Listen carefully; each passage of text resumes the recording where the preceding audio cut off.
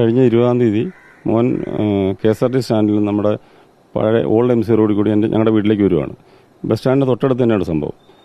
മോൻ ഇങ്ങോട്ട് വരുന്നു. ഇപ്പം പൊന്മാങ്ങൽ എന്ന് പറഞ്ഞ ബസ് അവിടെ റൂട്ടില്ലെന്നാണ് എനിക്ക് തോന്നുന്നത്. നല്ല സ്പീഡിൽ വന്ന് ശരിക്കും മോനെ ഇടിക്കേണ്ടായിരുന്നു വണ്ടി.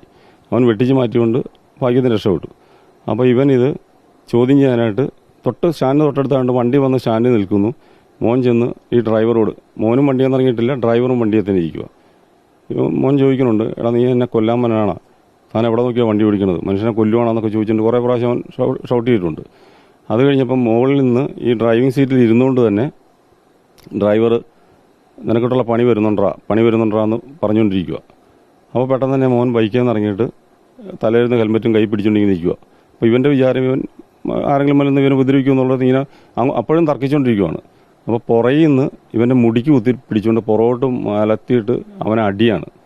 പെട്ടെന്ന് അവൻ തിരിഞ്ഞു നോക്കുമ്പം ഈ പറഞ്ഞ ഏറ്റുമാനൂരിലെ CAയും കുറേ മഫ്റ്റിയിലുള്ള പോലീസുകാരും, രണ്ടുപേരാൻ പറ്റാണ് യൂണിഫോം എന്ന് എനിക്ക് തോന്നണം. അവിടെയിട്ട് സ്റ്റാൻഡിലിട്ട് വളരെ മൃഗീയമായിട്ട് തല്ലി. ആ സമയത്ത് എൻ്റെ ഫോൺ കോൾ അവന് ചെല്ലുമോ. അപ്പോൾ ആ മോൻ ചോദിച്ചു സാറിനോട്, പുള്ളിക്കാരനോട് ചോദിച്ചു, സാറേ പപ്പ വിളിക്കണമെന്ന് ഫോൺ എടുത്തോട്ടെന്ന് ചോദിച്ചു. ഉടനെ ആ സീറ്റിൽ നിന്ന് ഇറങ്ങി വന്നിട്ട് ഈ മോൻ്റെ ഇരുന്ന് ഫോൺ എടുത്ത് നിലത്തടിച്ച് അവിടെ വെച്ച് നിലത്തടിച്ച് പൊട്ടിച്ചു. എന്നിട്ട് അവിടെ നിന്ന് ഇവനെയും വേറൊരു പയ്യനെയും കൂടി തൂക്കിയെടുത്തുകൊണ്ട് സ്റ്റേഷനിൽ കൊണ്ടുപോയിട്ട് ഇവനെ താഴെ മുഴുവൻ ക്യാമറകളുണ്ടായിരിക്കാം മുകളിലേക്ക് സ്റ്റെപ്പ് കയറ്റി മുകളിൽ കൊണ്ടുപോയി. എന്നിട്ട് അവിടെ ഒരു 15ഓളം പോലീസുകാർ ഇവനെ ലാത്തി കൊണ്ടടിച്ച്. അതിനുശേഷമാണ് ഞങ്ങൾ ഞങ്ങൾ സ്റ്റേഷൻ ചെല്ലുമ്പം എന്നോട് പറഞ്ഞു, ഇവൻ സ്റ്റാൻഡിൽ കിടന്ന് ബഹളം ഉണ്ടാക്കി പോലീസിനെ ആക്രമിച്ചു, ഡ്രൈവറെ ആക്രമിച്ചെന്നൊക്കെ പറഞ്ഞു. ഇവൻ കഞ്ചാവ് അടിച്ചെന്ന് പറഞ്ഞു. ഞാൻ പറഞ്ഞു സാറേ അവൻ ഉപയോഗിച്ചിട്ടില്ലെന്ന് ഞാൻ പറഞ്ഞു. അപ്പോൾ പറഞ്ഞു ഞങ്ങൾ മെഡിക്കൽ എടുക്കാൻ പോയി. ഞാൻ പറഞ്ഞു സാറേ മെഡിക്കൽ എടുത്ത് വരട്ടെ, അറിയാമല്ലോ എന്ന് പറയും. അങ്ങനെ വന്നിട്ട് മെഡിക്കലിൻ്റെ കാര്യം ഞങ്ങൾ പറഞ്ഞില്ല. ഞങ്ങൾ അന്ന് രാത്രിയിൽ എൻ്റെയും വൈഫിൻ്റെയും കൂടെ അവനെ പറഞ്ഞു വിടുകയായത്. ഞങ്ങൾ വീട്ടിൽ വന്ന് നോക്കുമ്പോഴാണ് ഇവൻ്റെ പുറത്തെ പാട് കാണുന്നത്. അപ്പോൾ തന്നെ മെഡിക്കൽ കോളേജിൽ പോയി അവനെ MLCക്ക് ഞങ്ങൾ റിപ്പോർട്ട് ചെയ്തു. മോന് ഈ ഡിപ്രഷൻ സംബന്ധമായ പ്രശ്നങ്ങൾ നേരത്തെ തൊട്ടുള്ളതാണ്. 9ാം ക്ലാസ് തൊട്ട് അവന് ട്രീറ്റ്മെൻ്റ് ഉള്ളതാണ്. അന്ന് തൊട്ട് ഡോക്ടറെ കാണിച്ച് മെഡിസിൻ കണ്ടിന്യൂസ് ആയിട്ട് എടുത്തുകൊണ്ടിരിക്കുകയായിരുന്നു. ഇപ്പം അവൻ്റെ പ്രോബ്ലം അങ്ങോട്ട് കുറയുന്നില്ല. ഇടയ്ക്കൊരു മാറ്റം വരും, പിന്നെ ഇതുപോലെ തന്നെ ഈ ഒരു സ്റ്റേജിലോട്ട് തന്നെ പോവുകയാണ് ചെയ്തുകൊണ്ടിരിക്കുന്നത്. പക്ഷെ ഇപ്പോൾ ഒരു 7-8 മാസമായിട്ട് നല്ലൊരു മാറ്റം ഉണ്ടായിരുന്നു. നമ്മളോട് ഒക്കെ സംസാരിക്കും. അവൻ തന്നെ പറഞ്ഞു എനിക്കൊരു മാറ്റം തോന്നുന്നുണ്ട് എന്ന് പറഞ്ഞ്. ഭയങ്കര ആൻസൈറ്റിക്കാണ് ആൾ.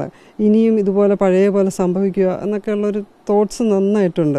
പക്ഷേ ആ മെഡിസിനൊക്കെ കഴിഞ്ഞ് 18-ാം തീയതി ഞങ്ങൾ ഡോക്ടറെ പോയി കണ്ട് ഡോക്ടറും പറഞ്ഞു നല്ല ഇമ്പ്രൂവ്മെൻ്റ് ഉണ്ട്, നമുക്കൊരു വർഷം കൊണ്ട് കുറച്ച് മെഡിസിനൊക്കെ നമുക്ക് കുറയ്ക്കാൻ പറ്റും. ഇപ്പം നിലവിൽ അവനൊരു ഡെയിലി ഒരു 15-17 ഗുളികകൾ ഡെയിലി കഴിക്കുന്നതാണ്. നമുക്കത് കുറയ്ക്കാൻ പറ്റും, അമ്മ വിഷമിക്കേണ്ട എന്നൊക്കെ പറഞ്ഞ് നമ്മളും വളരെ ഒരു സമാധാനത്തോടു കൂടി ഞങ്ങൾ വീട്ടിൽ വന്നതാണ്. സാധാരണഗതിയിൽ ഇവനിപ്പോൾ കുറേ നാളുകളായിട്ട് അങ്ങനെ പുറത്തോട്ട് ഇറങ്ങാറില്ല. നമ്മൾ തന്നെ ഫോഴ്സ് ചെയ്യും, നീ ഒന്ന് ജസ്റ്റ് പുറത്തിറങ്ങി, എപ്പോഴും ഇങ്ങനെ അകത്തിരിക്കാതെ എന്ന് പറഞ്ഞാൽ അങ്ങനെ ഈ നാരങ്ങ വെള്ളം കുടിക്കാൻ പോകുന്ന ഒരു പതിവുണ്ട്. ഇവിടെ അടുത്ത ഒരു കടയിലാണ് പോകുന്നത്. അപ്പോഴാണ് ഈ സംഭവിച്ചത്. ഈ സംഭവം ഉണ്ടായതിനു ശേഷം ഈ ഇമ്പ്രൂവ്മെന്റ് വന്നത് വീണ്ടും പഴയ പോലെ ആവുമായിരുന്നു. അവൻ ഭയങ്കര ആൻസൈറ്റിക്കാണ്, റെസ്ലെസ് ആണ്, ഭയങ്കര ദേഷ്യമുണ്ട്. അവൻ ചോദിക്കുന്നത് ഞാൻ എന്ത് തെറ്റ് ചെയ്തു എന്നാണ് ചോദിക്കുന്നത്. അപ്പം നമുക്ക് നമ്മുടെ നിരപരാധിത്വം തെളിയിക്കണം. നമുക്ക് ഈ ഫോഴ്സ് മുഴുവനും നമുക്കെതിരായി നിന്ന് കള്ളക്കേസുകൾ ഉണ്ടാക്കിക്കൊണ്ടിരിക്കുകയാണ്. അപ്പം ഞങ്ങളുടെ മോൻ്റെ നിരപരാധിത്വവും എതിരെയുള്ള അലിഗേഷനും ഒക്കെ ഞങ്ങൾക്ക് വളരെ മാനസികമായിട്ട് ഞങ്ങളും ഭയങ്കര ഡിപ്രസ്ഡാണ്. കാരണം നമുക്ക് എവിടുന്ന് നീതി കിട്ടും? നീതി കിട്ടാൻ ആ CCTV ഫുട്ടേജ് നോക്കിയാൽ മതി. ഇപ്പോൾ എവിടെയാണ് ട്രീറ്റ്മെൻറ്റിൽ? അങ്ങനെ കളമശ്ശേരിയിൽ മെട്രോമെന്റ് എന്ന് പറഞ്ഞ ഹോസ്പിറ്റലിലാണ് ട്രീറ്റ്മെൻറ്റ് എടുത്തുകൊണ്ടിരിക്കുന്നത്. ഈ സംഭവം കഴിഞ്ഞ് കുറച്ച് ദിവസം കഴിഞ്ഞപ്പോൾ അഡ്മിറ്റ് ചെയ്യുമായിരുന്നു. അതെ, ഞങ്ങൾ ആദ്യമേ അവൻ്റെ ആ ചതവിന് വേണ്ടിയിട്ട് അത്രയും ചവിട്ടൊക്കെ കിട്ടിയതല്ല, അതിന് വേണ്ടിയിട്ട് നമ്മൾ ആയുർവേദത്തിൽ കാണിക്കാമെന്ന് വിചാരിച്ചു. പക്ഷേ അവൻ അപ്പോഴും ഭയങ്കര ഡിപ്രസ്ഡ് ആയിരുന്നു. അപ്പോൾ നമ്മൾ ഓർത്ത് ബോഡിയിലും വലുത് അവൻ്റെ മൈൻഡാണെന്ന് മനസ്സിലാക്കിയതുകൊണ്ട് തന്നെ നമ്മളും സൈക്കാട്രിക് ഹോസ്പിറ്റലിൽ അഡ്മിറ്റ് ചെയ്തിരിക്കുന്നത്. അപ്പോൾ ഇമ്പ്രൂവ്മെൻ്റ് ഒന്നുമില്ല അല്ലേ?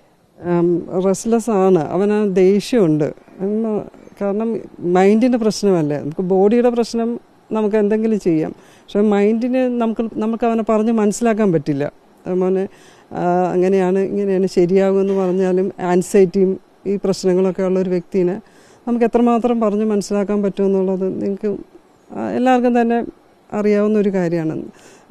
അവൻ ഇനി ഞങ്ങൾക്ക് പഴയ പോലെ അവനെ തിരിച്ചു കിട്ടണം. കാരണം അത്രയും ഒരു 70% ഇമ്പ്രൂവ്മെൻറ്റ് വന്ന ഒരു കൊച്ചിനെയാണ് ഈ പരുവത്തിലാക്കിയത്. ശരിക്കും നമ്മുടെ ജീവനും സ്വത്തിനും സംരക്ഷണം തരേണ്ട ആൾക്കാർ തന്നെയാണ് നമ്മളെ ഉപദ്രവിക്കുന്നത്. നമുക്കതുകൊണ്ട് തന്നെ പേടിയാണ്. കാരണം ഇവർ ഇതുപോലെ കള്ളക്കേസ് ഉണ്ടാക്കുമ്പോഴത്തേക്കും എങ്ങനെ നമ്മൾ മുന്നോട്ട് പോകും, മുന്നോട്ട് പോയി കഴിഞ്ഞാലുള്ള കോൺസിക്വൻസ് ഒക്കെ നമ്മൾ ഭയപ്പെടുത്തുന്നുണ്ട്. കാരണം ഈ സമൂഹത്തിൽ നമുക്കും ജീവിക്കണം. അപ്പം അവരുടെ ഭാഗം സേഫാക്കാൻ വേണ്ടിയിട്ട് അവർ ഓരോരോ കള്ളക്കഥകളും കള്ളക്കേസുകളും ഉണ്ടാക്കുന്നു. അപ്പം ആൾബലം ഉണ്ട്, ഫോഴ്സ് അവരുടെ പിന്നിലുണ്ട്, അവർക്ക് അവരെ ന്യായീകരിക്കേണ്ടതുണ്ട്.